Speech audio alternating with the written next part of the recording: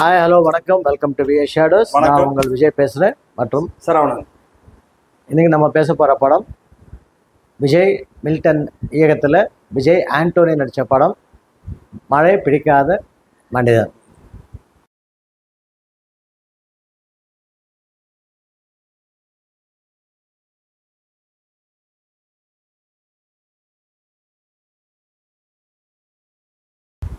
இந்த படம் முதல்ல ஆரம்பிக்கும் போது பார்த்தீங்கன்னா 2014 சலீம்னு ஒரு படம் வந்தது. நம்ம இவர் விஜய் ஆண்டனி நடிச்ச படம் தான்.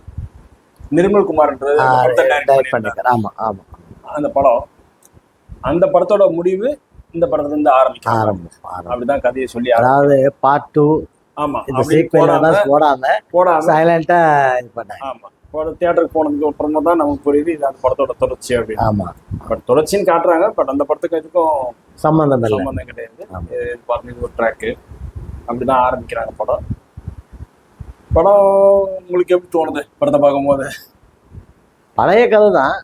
கதையில் ஒன்றும் வித்தியாசம் ஒன்றும் இல்லை. இடம் தான் மாறி இருக்கு. லோக்கல் சென்னை, கோயம்புத்தூர், திருச்சி இல்லாமல் அந்தமான் கொண்டு போய் அந்தமான் இருக்காங்க. அந்தமான்ல வச்சு இது பண்ணிருக்காங்க. ஏற்கனவே வந்த ஸ்டோரி தான் சொன்ன மாதிரி. ஆமாம். படத்துல நடிச்சவங்கன்னு பார்த்தீங்கன்னா விஜய் ஆண்டனி, மேகா ஆகாஷ், சரத்குமார், சரண்யா பொன்வனன், டாலி தனஞ்சயன், முரளி சர்மா, தலைவாசல் விஜய், பிருத்வி அம்பர். படம் அந்தமான்ல இருந்து ஆரம்பிக்குது. அந்தமான்ல தீவுல இருந்து சரத்குமார் வந்து அவரை விட்டுட்டு போறாரு. ஆமா, கரெக்ட். விட்டுட்டு போறாரு. அதுல இருந்து ஆரம்பிக்கிறது படம். வழக்கமான ஸ்டோரி தான். அந்த ஒரு வில்ல அங்க இருக்கிற ரவுடி கேங், ஒரு டாமினேஷன். அதுல இருந்து இவர் அவங்களை எப்படி காப்பாத்துறாரு. இது வழக்கமான ஒரு கதை தான். இல்ல, சண்டை சாட்சிக்கு போகக்கூடாதுன்னு நினைப்பாரு. ஆனா ஒரு கட்டாயத்துல போக வேண்டிய நிலைமை வரும். அதுக்கப்புறம் அப்படியே தொடர்ந்து அது இது பண்ண அதுக்கு ஒரு முடிவு கட்டிட்டு அதுக்கப்புறம் அங்கேருந்து வெளில வருவாரு. அந்த வில்லனையும் கொஞ்சம் மாற்றுவார். அதாவது ரெகுலர் ஃபார்மேட்டில் சாவடிக்கிற மாதிரி இல்லாமல் அவர் திருத்துற மாதிரி ஒரு இது காமிச்சிருக்காரு. அவ்வளோதான். மற்றபடி புதுமைன்ற பார்த்தா ஒன்றுமே இல்லை. படத்துல இசை நல்லா இருக்கு.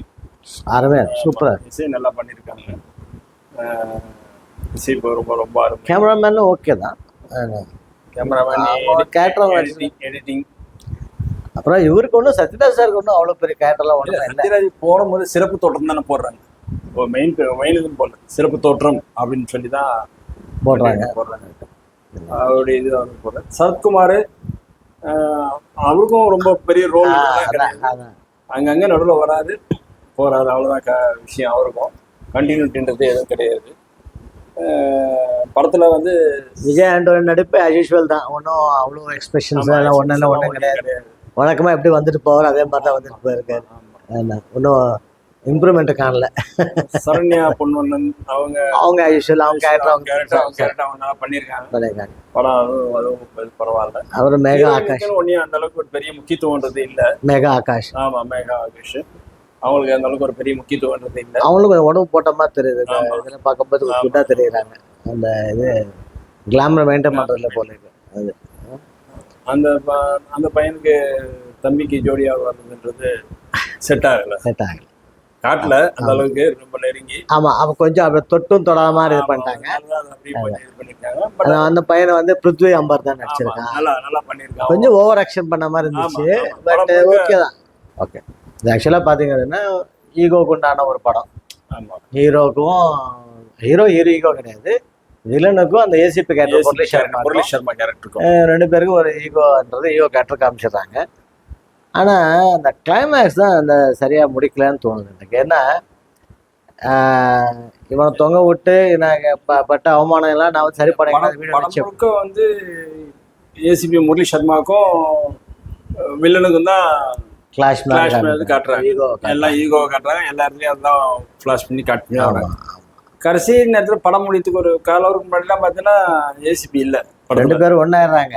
2 பேரும் ஒண்ணா சொல்றாங்க, நீ தொங்க விட்டு ஒரு வீடியோ எடுத்துட்டு அவமானப்படுத்திக்கோ, அதெல்லாம் சொல்றாங்க. நான் சாவடிக்கிறேன் அப்படின்னு சொல்றாரு. ஆமா. அது வரைக்கும் நல்லா இருக்கு. ஆமா. அதுக்கப்புறம் பார்த்தா ஏசிபி அப்படியே கட் பண்ணிட்டாங்க, கேரக்டர் அப்படியே பண்ணிட்டாங்க.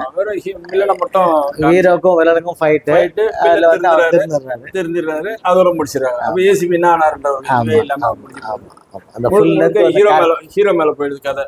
ஆமா, வேற மாதிரி திரும்பி ஹீரோ மேல கதை போய் கதையை அதோட முடிச்சிடறாரு. ஆமா, அது கொஞ்சம் நல்லா பண்ணிருக்காரு. அது கொஞ்சம் டிசப்பாயின்மெண்ட் தான். வில்லன் நல்லா பண்ணிருக்காப்ல.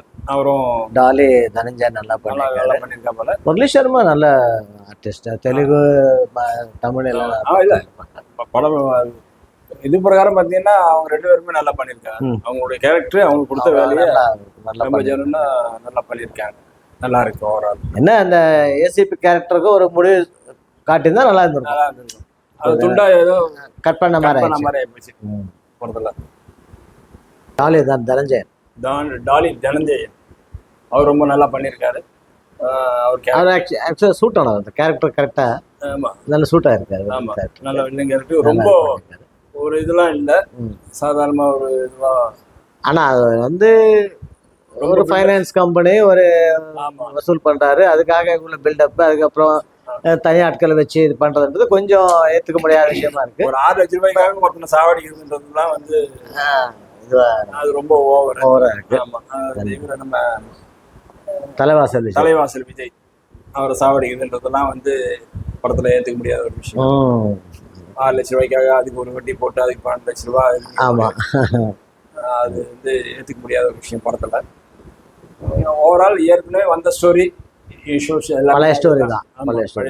புதுசா புதுமை எல்லாம் ஒண்ணும் இல்லை, பட் பார்க்கலாம், அவ்வளவுதான். படத்துல ஒரு நாய்க்குட்டி ஒண்ணு. அந்த சலீம் படத்தோட தொடர்ச்சிக்காக அவர் வந்து என் பையனை கொண்டவனா நான் கொண்டணும் அப்படின்ட்டு ஒரு கேரக்டர் காட்டுறாங்க. எந்த இடத்துலயும் அது கண்டினியூட்டி இல்ல. அந்த அது முதல்ல சொல்ற சீனுக்காக அது கண்டினியூட்டிக்கு வரணுன்றதுக்காக அப்பப்போ அங்கங்க ஒரு சீன் வந்து காட்டுறாங்க.